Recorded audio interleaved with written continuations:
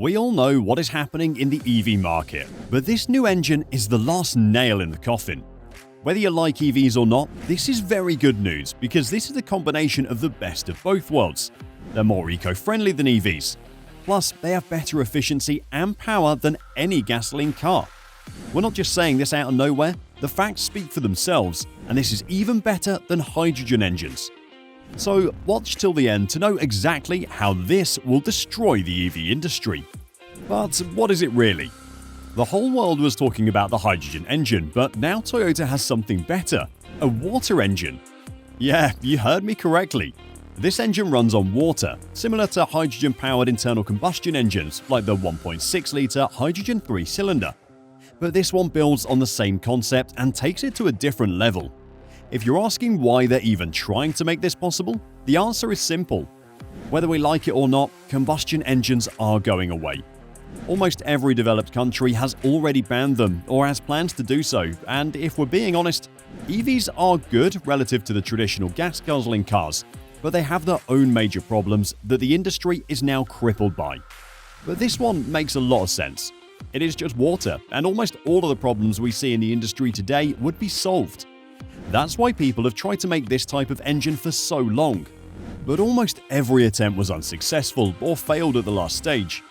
This is because most of the attempts were made by regular individuals like you and me, but they didn't have proper funding and resources. Toyota has, and they're one of the biggest companies in the world. And making something like this is not only resource intensive, but you also need to have high security, or at least that's what Stanley Allen Mayer, the first person to officially invent this type of engine, said. He and his brother officially claimed they were constantly being threatened by people, and soon after that, Stanley was dead. We will tell you how and why, but before that, you need to understand why this engine is so important, beyond reducing emissions, and how it actually works. Because this is bigger than you were thinking about when you clicked on this video, and it will surprise you because we were. How does it work? It is very similar to the hydrogen engine that Toyota developed earlier, but without all the hustle and dangers that come with using hydrogen. Because this engine doesn't store hydrogen gas. Instead, it takes water in and breaks it down into hydrogen molecules and oxygen. It does this by subjecting the water to two electrodes that are put inside the water tank and are both highly charged.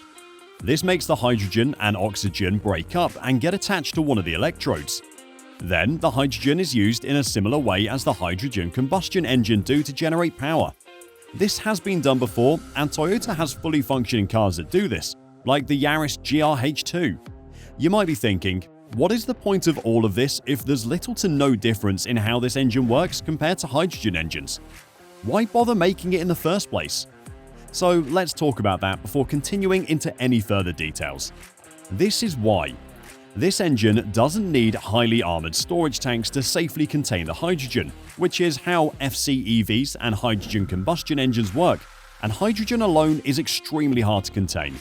Because of this, these containers are heavily armored, constantly monitored, and need constant maintenance checkups. If not, then you can say bye-bye to your car as it blows up, turning into flames. And this is the same reason why it's so hard to make refueling stations like we have now for gasoline cars. And building all this infrastructure is very expensive, and it's a logistical nightmare. This uses a water tank, eliminating the largest risk, and all you need is a bottle of water. This means we'll no longer need to extract any type of fossil fuel or rare earth substance.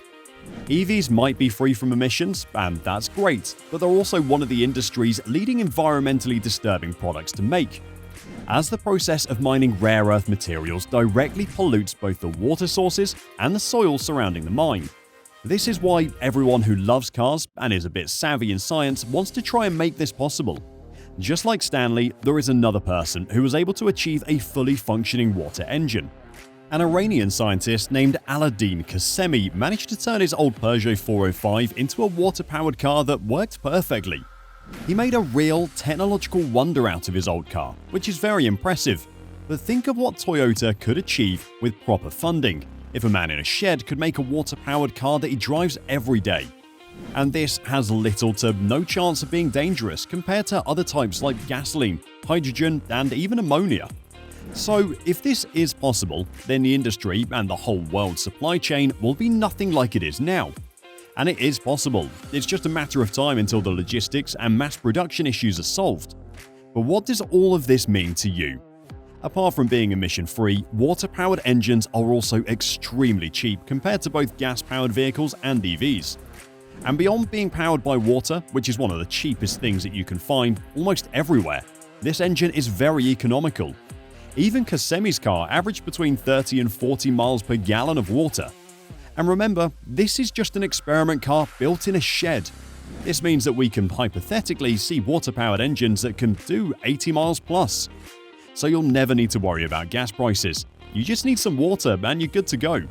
No gasoline car can do that. Plus, a water-powered engine can match the performance of most gasoline engines and theoretically surpass the power of regular internal combustion engines. This is because water-powered engines can produce up to 3 times more energy in megajoules than gasoline engines. Imagine what the world will be like. There would be no wars fought for oil, and you and I could travel freely with very little damage to our bank accounts. But there is something we have to talk about. Do you remember the first person to officially declare that he invented this type of technology? We'd said we'd talk about it in just a few minutes, so let's talk about his story. The dire reality and the future. We said a lot of good things about this engine, and we did because it has a lot of pros to talk about. But just like everything else, you have to ask yourself, what is the catch? And there are a lot of challenges to truly integrating this technology into our day-to-day lives. The first and most obvious one is infrastructure. The existing things we have right now don't need that much of an upgrade, but this is a relatively new concept. A lot of the main players, like we said, are individuals, unless you count Toyota. But even Toyota hasn't proven this engine prototype to be fully safe and reliable to be used daily. They need more time. But this has been a point of conspiracy for many people, because Toyota has been surprisingly quiet about the development of this engine. And you have to ask yourself why. This is such a useful and groundbreaking technology. Surely they would want it to be in the front of every magazine and TV, right? Well, we can't say why for sure, so we went back in time and looked at the story of the first person to ever do so. He was able to make this engine inside his garage, and he did it only using the tools and knowledge available to him at the time, which was roughly around 25 years ago. He then, like any person would, showed off his invention. But as his fame grew, he started getting calls and threats every day. At least that's what he said. The main suspects to him were big oil company representatives, and yet he continued to do interviews, and he and his brother blatantly told what was happening to them, or what they claimed to happen to them on the media. He was offered millions and millions of dollars for the rights to his inventions, but he rejected them all except for 2 Belgian businessmen, who told him that they were actually fans of his work, and they showed a deep interest in talking to him about being partners. But one night, while eating dinner with these people, Stanley all of a sudden got up from his chair and ran out to the street, holding his throat and gasping for air. This story's source is his brother, who was with him that night, and he told the press that Stanley died that night out on the street, and he was telling him that the 2 businessmen poisoned him. You may or may not believe what he said, and official records tell a different story. The reason for his death was not poisoning. Instead, it was a brain aneurysm. But even after 25 years, this topic is still hot. And what makes this even more controversial is that after his passing, neither his car nor his plans were found. Nobody knows where they are.